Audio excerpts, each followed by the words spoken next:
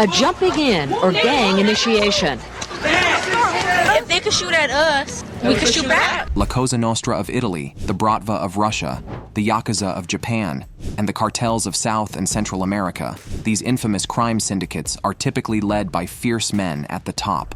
But among the chaos and danger, there have been remarkable women who rose to the top of the cartel world, navigating a treacherous path paved with blood, sweat, and peril. Who are these formidable women who dared to claim the underworld's crown? What was their journey like? Join us in this thrilling episode as we uncover the most dangerous female narcos in history. Number 10. La Jefa. Enedina Arellano. Felix de Toledo, born on April 12, 1961, in Mazatlan, Sinaloa, is often considered the most dangerous female narco in history. Growing up in a family deeply entrenched in drug trafficking, her childhood dreams of becoming the Mazatlan Carnival Queen were shattered when her brothers, Ramon and Benjamin, became targets of both U.S. and Mexican authorities. As a teenager, Enedina enrolled at a private university in Guadalajara, Jalisco, where she earned a degree in accounting. By the mid-1980s, she was actively involved in her family's criminal empire, the Tijuana cartel, managing finances and money laundering behind the scenes. Throughout the 1990s, the Tijuana cartel was dominated by Enedina's 6 brothers. However, after a major blow in 2000 with the arrest of Jesus Labra Aviles, the cartel's financial mastermind, Enedina took the reins.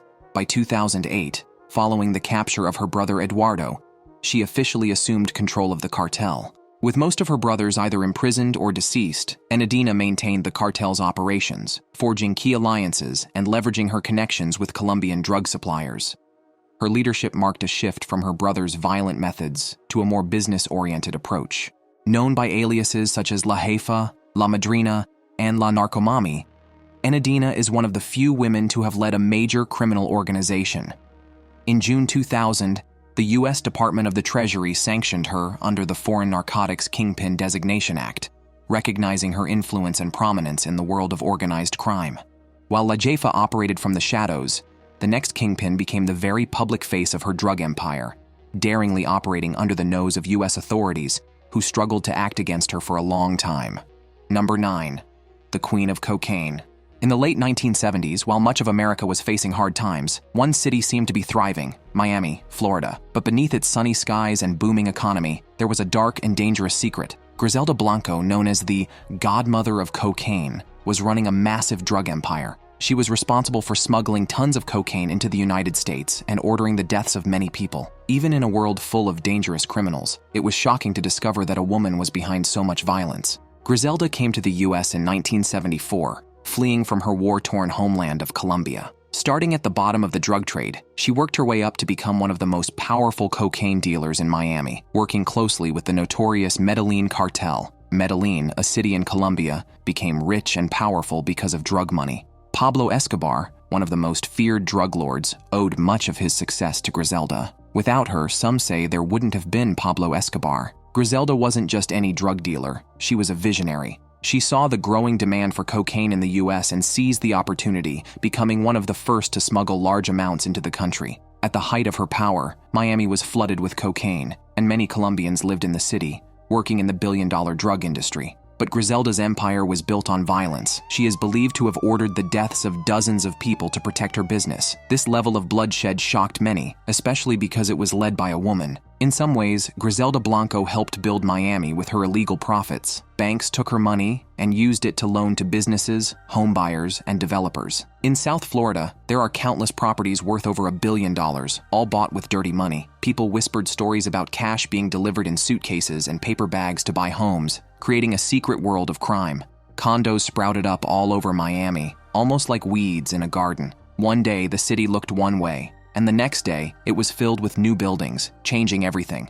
But beneath this shiny new city was a dark story. For over 10 years, police in Miami had been building a case against Griselda Blanco, a dangerous woman who ruled the drug trade. In 1982, she was accused of ordering the murders of 3 people in Dade County. The prosecutors had everything ready. Her former gang members were lined up to testify against her. They were ready to take her down. In 1994, they moved her from federal to state custody, preparing for the big trial. For 4 years, they worked on interviewing witnesses, but something went terribly wrong. The main witness, Jorge Ayala, who was Griselda's top hitman, got involved with one of the secretaries at the state attorney's office. It became a big scandal, with the news spreading all over Miami. The state attorney's office was embarrassed, and several people lost their jobs because of it. Ayala, who was supposed to help convict Griselda, had ruined the case by getting distracted. With the key witness's credibility damaged, the prosecutors made deals, and Griselda Blanco ended up pleading guilty to lesser charges. Instead of spending her life in prison, she received a sentence of just 10 years. Some people thought it was all part of a grand plan, that Ayala had messed up on purpose to help Griselda. Whether it was true or not, no one knew for sure, but in the end, it worked out in her favor. In June 2004, after serving her time, Griselda Blanco was released and immediately deported back to Colombia. Many believed she wouldn't survive long. She had made too many enemies in her life. They thought as soon as she landed, she would be in danger, but they were wrong. The last anyone saw of her was in 2007 at Bogota Airport, and then she disappeared from sight. Years after Griselda vanished, another queen rose from the ashes. Number 8. The Queen of the South. Sebastiana Caton Vasquez once became one of the most powerful and feared women in Guatemala's political and criminal world. In a world where men like Pablo Escobar and El Chapo ruled, Sebastiana made her own name. Unlike many others, she wasn't born into a life of crime. Instead, she grew up poor, facing many struggles. Sebastiana lived in a small town near the Mexican border, where drug activity was everywhere. Her home life was full of fear. Her father was abusive and often hurt her and her mother. Watching this violence as a young girl left Sebastiana scarred and full of sadness. When Sebastiana turned 18, her life got worse. A man kidnapped her and forced her to be his wife.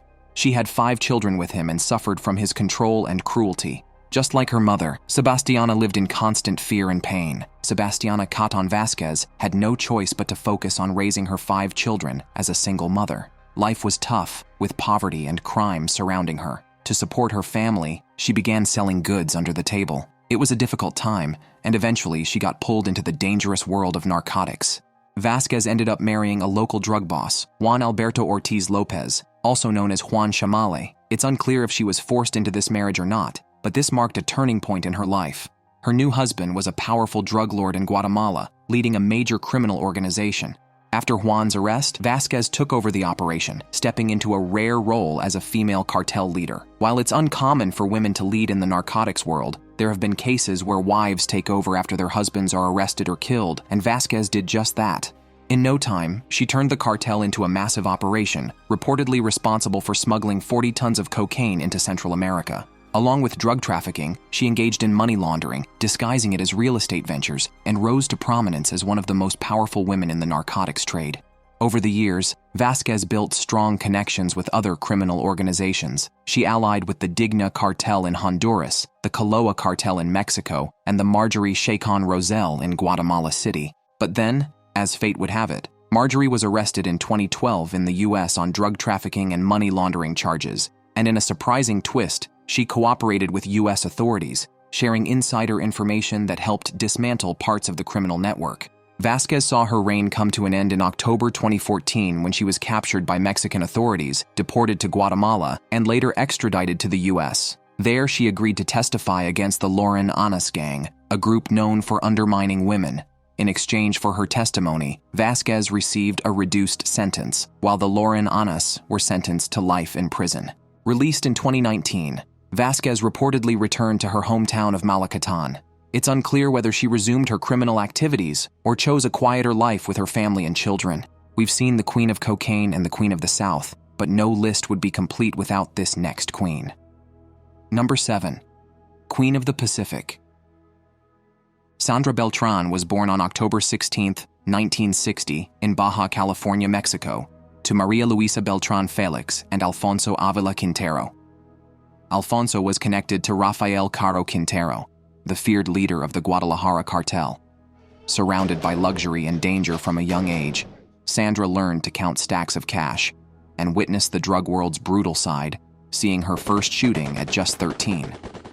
Instead of joining the drug trade, Sandra studied communications at the Universidad Autónoma de Guadalajara.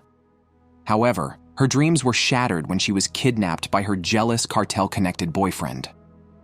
This terrifying event opened her eyes to the cartel's power, leading her to leave school and dive into the drug business. Sandra quickly rose through the ranks, forming crucial alliances with powerful figures like Juan Mata Ballesteros and Alberto Cecilia Falcone. In 1984, Miguel Ángel Félix Gallardo used Sandra as a representative in a crucial meeting with the Cali cartel, but broke his promise to her. This led Sandra to look for new allies. Although the Arellano Felix brothers turned her down, Orlando Henao Montoya of the Norte del Valle cartel gave her a chance, supplying her with 200 kilograms of cocaine to smuggle into the U.S. By 1987, Sandra was working with Enedina Arellano Felix to smuggle cocaine using guest worker visas. Sandra persuaded Henao to send even larger shipments in exchange for a discount. When the Guadalajara cartel collapsed in 1989, Enedina tried to bribe Sandra to leave Tijuana. Sandra refused and continued her operations, despite Enedina's attempt to stop her with corrupt cops. Sandra's resilience and cunning made her a top dealmaker for the Sinaloa and Norte del Valle cartels. Sandra lived a glamorous life as a cartel boss, amassing a fortune to buy 30 cars and a dazzling gold pendant with rubies, diamonds, and sapphires. Her fame even inspired a hit song, Fiesta en la Sierra. But her high profile brought danger. One morning, while heading to breakfast with her partner Yoel, they were ambushed by gunmen. Sandra fell to the ground, fearing the end. Remembering her late brother and their mother's pain gave her courage. She escaped by hiding behind a bush and was helped by a kind stranger who gave her money for a cab. Sandra spent the next 3 years on the run before meeting drug trafficker Juan Diego Espinoza. Sandra always avoided leaving any evidence, but in 2002, her life changed drastically when her young son was kidnapped for a $5 million ransom. Desperate, she turned to the authorities for help. After rescuing her son, the investigation revealed over 9 tons of cocaine linked to Sandra and her partner, Espinoza Ramirez. It took more than 4 years and 30 federal officers to gather enough evidence to arrest her. On September 28, 2007, Sandra and Espinoza Ramirez were captured in Mexico City. Sandra was found guilty of laundering billions from drug deals, though she claimed to be a simple homemaker with a small side business. Sent to Mexico City's Santa Marta Acatitla Women's Prison, Sandra's time there was far from harsh. On January 2011, a scandal involving unauthorized Botox treatments led to the dismissal of the prison director and hospital chief. By June 2012, Mexican judges decided Sandra could be extradited to the U.S. for cocaine trafficking charges. Sandra was extradited to the U.S. on August 10, 2012, and admitted to funding Espinoza's expenses. Surprisingly, all drug charges against her were dropped on August 20, 2013. Sent back to Mexico, she faced money laundering charges, was sentenced to 5 years, and was fined. Released in 2015, Sandra now lives freely in Guadalajara. Transitioning from a woman born into cartel royalty to one who earned her crown through pageantry, you'll be amazed at how this next cartel boss managed her empire with such skill. Number 6. La Señora. Clara Elena Laborín Archuleta was born on February 19, 1964, in Agua Prieta, Sonora. She grew up to be a stunning beauty and won the prestigious Miss Sonora pageant, a victory that changed her life forever. After her win, she was introduced to high society by Guillermo Francisco Ocaña Pradal, a well-known artist's agent. Clara mingled with celebrities, diplomats, and other influential figures, becoming a familiar face in the glamorous circles of Spain and Mexico. Her glamorous life took a dark turn in 2009 when the U.S. Department of Treasury named her a money launderer for the infamous Beltran Leyva organization. Her close associate, Ocaña Pradal, was arrested in 2010, identified as a link between celebrities and dangerous cartels. Clara's entry into organized crime came when she married Hector Beltran Leyva, also known as LH, a feared cartel leader. In 2008, the Mexican police made a big move by arresting Alfredo Beltran Leyva, known as El Mochomo. This action started a fierce struggle between his brothers and El Chapo's Sinaloa cartel. LH suspected that El Chapo was behind Alfredo's arrest. Because of this, LH and his brothers, Arturo, Alfredo, and Carlos, left El Chapo's cartel and formed their own group called the Beltran Leyva organization, famously called BLO. This new group soon began clashing violently with their rivals. On December 16, 2009, Arturo was shot in a fierce battle with the Mexican Navy in Cuernavaca. Later that year, another brother, Carlos, was also caught by the police. After Arturo's death, LH took charge of the organization, which was getting weaker from attacks by the police and rival cartels. As if the arrests and violence were not enough, on April 13, 2010, Clara's world was shaken when she was kidnapped from her home by a group of heavily armed men. They blindfolded her and held her hostage, sending a picture of her looking disheveled and scared, with a threatening message aimed at Hector. Remarkably, after 13 days of tense negotiations, Clara was released unharmed near the University of Sonora. Her kidnappers left a note declaring that they respected women and children, but were targeting men like Hector Beltran Leyva. Imagine a woman who found herself in the middle of a very dangerous world, where violence was everywhere, and she had never been so close to real danger before. After that incident, the group went into hiding and reappeared in 2013, but their comeback didn't last long, and in 2014, LH was captured in a seafood restaurant and sent to a high-security prison. But then Clara stepped up to a huge challenge, keeping her husband's family's group alive. Clara wanted to prove that a woman could lead just as well as any man. During her time leading the group, she managed to hold on to their territories and built stronger ties with other cartels. However, not everyone was happy with Clara's leadership. A gang in Guerrero, known as the Independent Cartel of Acapulco, CIDA, started a fierce fight with her group in 2016, turning Acapulco into a very dangerous place. Clara's name appeared on banners around the city as she led her group into battle. Her time as leader was short-lived, as on September 15, 2016, Clara was caught in Hermosillo during a big operation by the police and the Attorney General's office. She was reportedly found with drugs and weapons. While Clara seemed out of place in that dark world, the next female underworld boss has this intense, thrilling lifestyle woven into her very DNA. Before we continue the video, let's have our subscribers pick. On your screen is a fierce woman with a smoky gun resembling a character straight out of fiction. However, the world has seen someone who fits this intense profile in real life.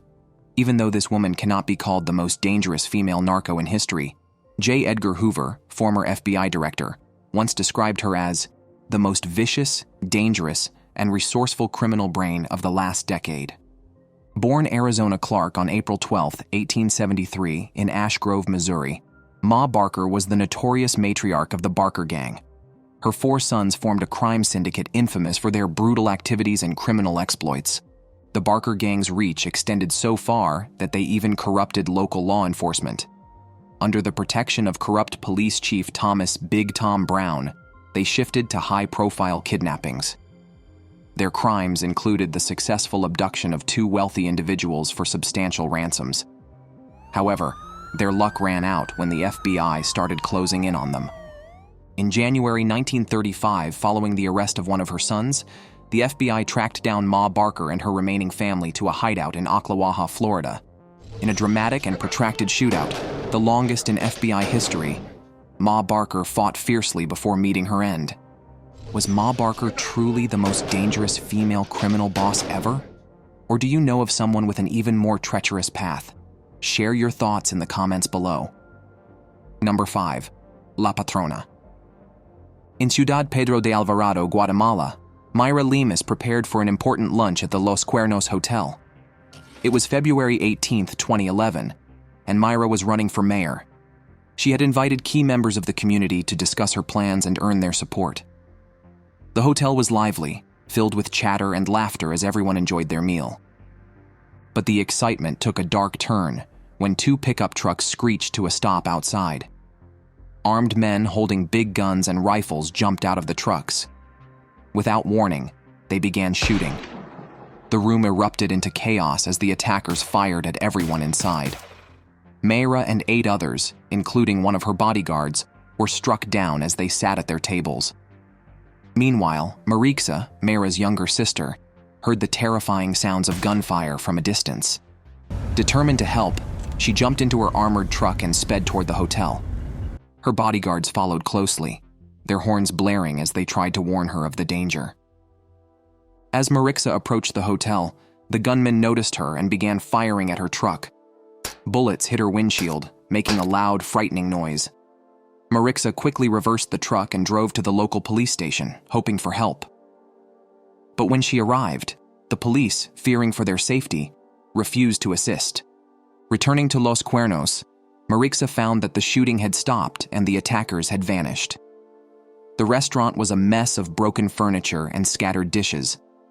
In a back office, Marixa discovered her sister Mara.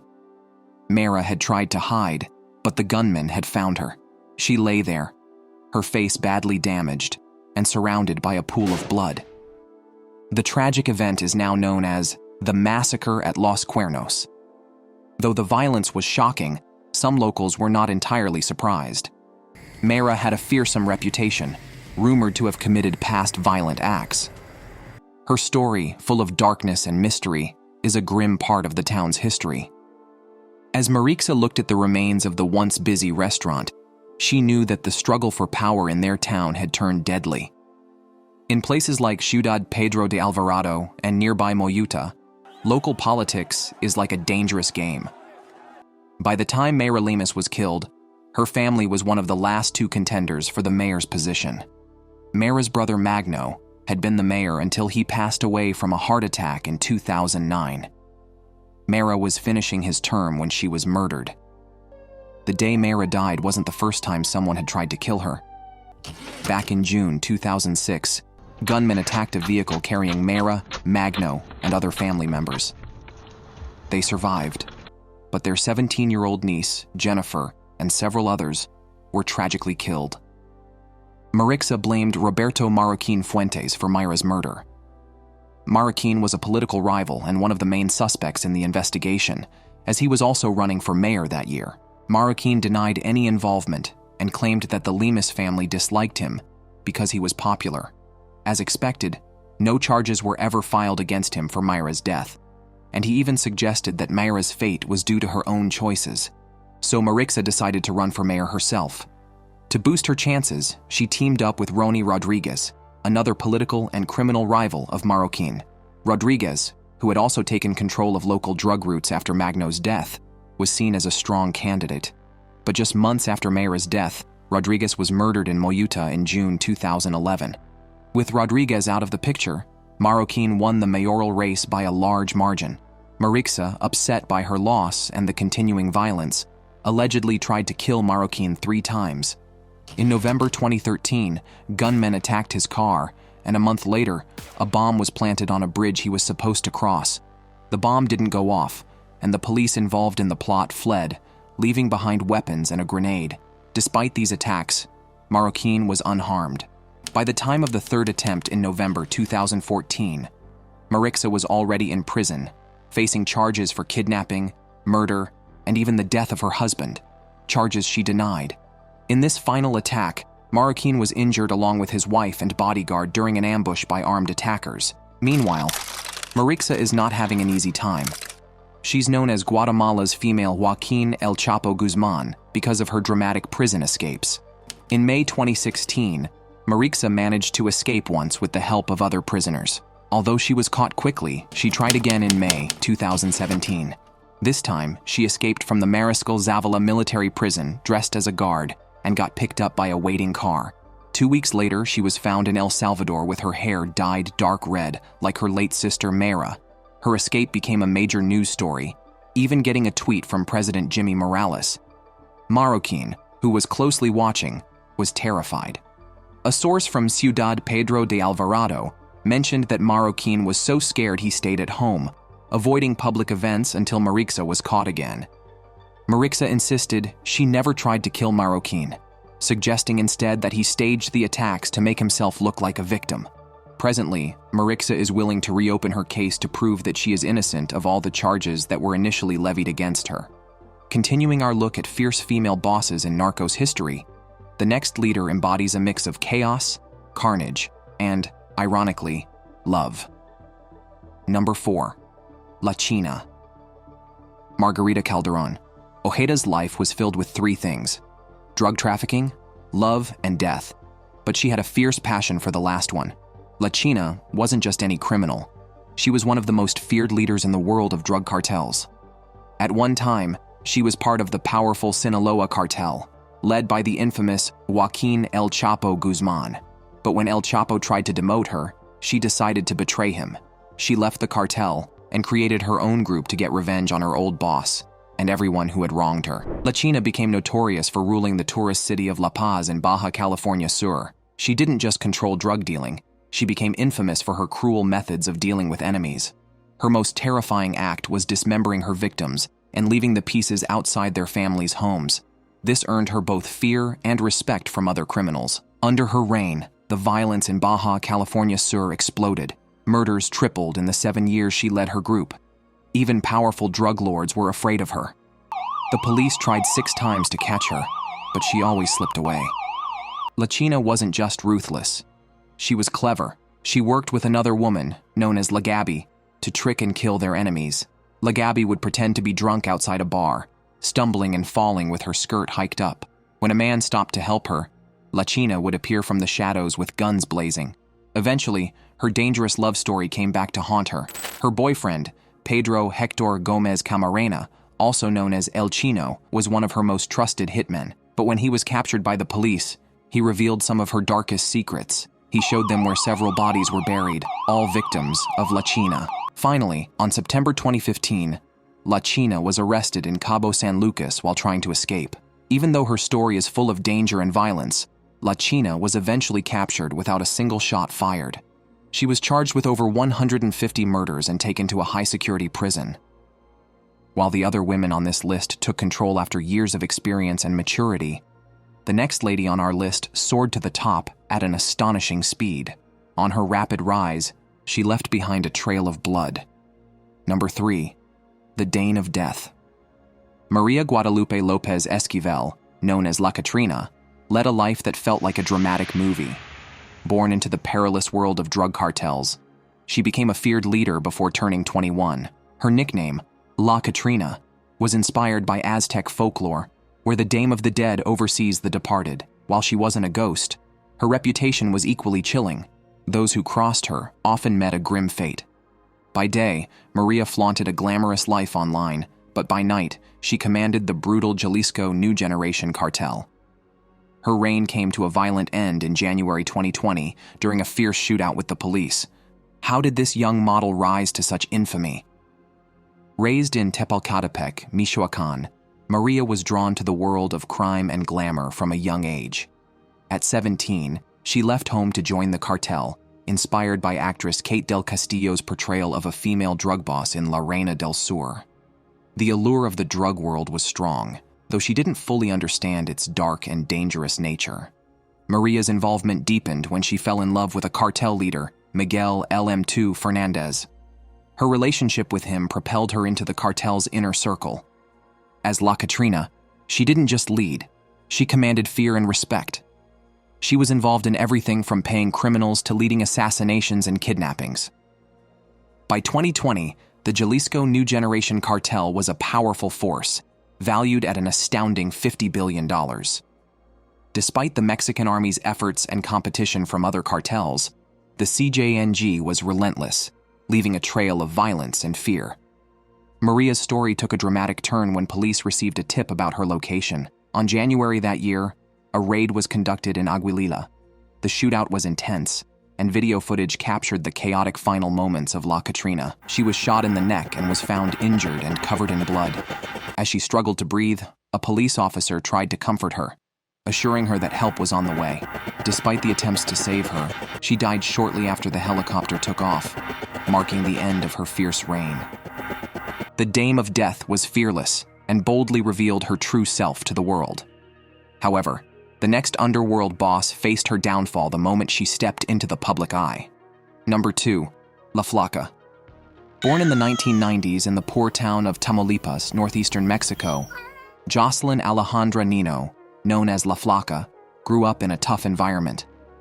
Her exact reasons for joining the Gulf Cartel remain unclear, whether it was family connections or financial struggles, but by high school, she was recruited into the cartel.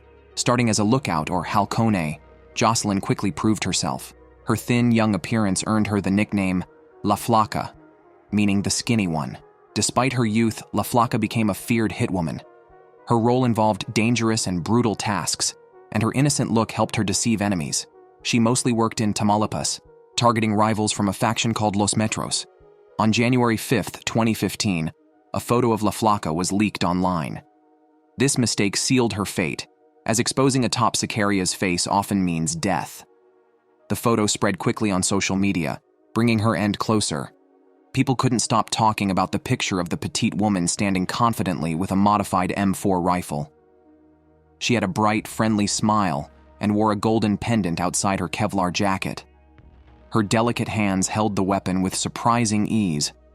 Her hair was brushed back neatly, and sunglasses rested on her head. Her arms were bare, showing a tattoo on her thin right forearm that read Nino, which means child.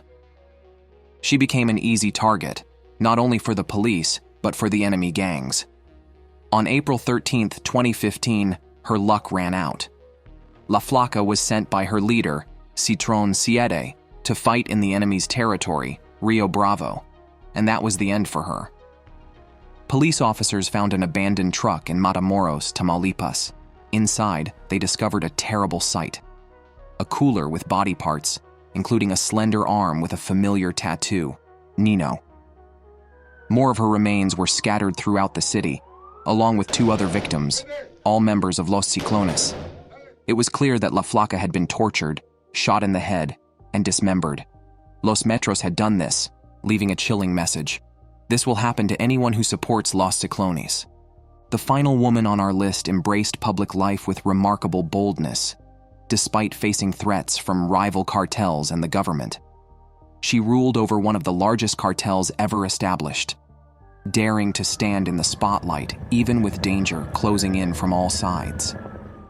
Number 1. Mrs. El Chapo. In 1989, Emma Coronel Aispuro was born into a world of violence and drugs. Her father, Inez Coronel Barreras, was a prominent member of the powerful Sinaloa cartel led by the notorious El Chapo. Her uncle, Ignacio Coronel Villarreal, was also deeply involved in this dangerous realm and was known as one of Mexico's most feared figures. For her birth, Emma's parents traveled to Santa Clara, California, showing that they had the means to live comfortably in America if they chose to. However, they decided to spend her early years in rural Mexico. This arrangement made her a citizen of both the US and Mexico, though it seemed more symbolic than practical. From a young age, Emma was recognized for her striking beauty. She won the Coffee and Guava Queen beauty pageant, an event that would change her life forever. It was at this pageant that she met El Chapo, who was 46 at the time. Whether it was love at first sight or something else, Emma's life took a dramatic turn. She married El Chapo on her 18th birthday in July 2010. Despite her claims of not knowing what he did for a living, El Chapo was already a notorious criminal and had escaped from prison in 2001. Their wedding was attended by many influential people, including members of the Mexican army and politicians. Living a life of luxury, Emma Coronel Aispuro had no need to work. However, during her husband's absences, she often had to step up and take charge. In 2014, El Chapo was arrested again. Escaping from prison had become almost routine for him. He had famously evaded capture in 2001 by hiding in a laundry cart. In 2015, a tunnel was dug beneath the prison showers, leading to a property Emma owned, which facilitated his escape once more. However, his second escape was short-lived, as in 2016, he was captured in a dramatic raid and later extradited to the US due to his extensive drug empire. During El Chapo's trial in 2018, Emma became a media sensation. She captivated the cameras with her style and loyalty, even blowing kisses to her husband from across the courtroom. Despite hearing about her husband's violent crimes and affairs, Emma remained steadfast. She claimed ignorance about the cartel's activities and portrayed El Chapo as a simple businessman. However, text messages revealed a more complicated reality, showing them discussing criminal activities as casually as everyday matters. With El Chapo behind bars, Emma's life changed dramatically. On February 22, 2021, she was arrested at Dulles International Airport. The FBI's arrest warrant revealed that they had evidence showing Emma had been passing messages between Guzman and Sinaloa cartel members. She was accused of helping Guzman escape from the high-security prison in 2015 through bribery and attempting to assist him in another escape plan after his recapture. The FBI's evidence included a handwritten letter from Guzman and statements from 2 secret witnesses who had worked with him. On June 10, 2021, Cornell agreed to a plea deal in the U.S. District Court for the District of Columbia. She admitted guilt to conspiracy to distribute heroin, cocaine, marijuana, and amphetamines for illegal importation to the U.S., conspiracy to launder money, and engaging in transactions with the properties of a significant foreign drug trafficker. On November 30, 2021, Judge Rudolph Contreras sentenced Emma to 3 years in prison, followed by 4 years of supervised release. This sentence was later shortened to 31 months. Judge Contreras noted that she was a teenager when she married Guzman and had admitted her guilt. She served her sentence at the Federal Medical Center Carswell and was released on September 13, 2023. Thanks for watching. See you in the next video.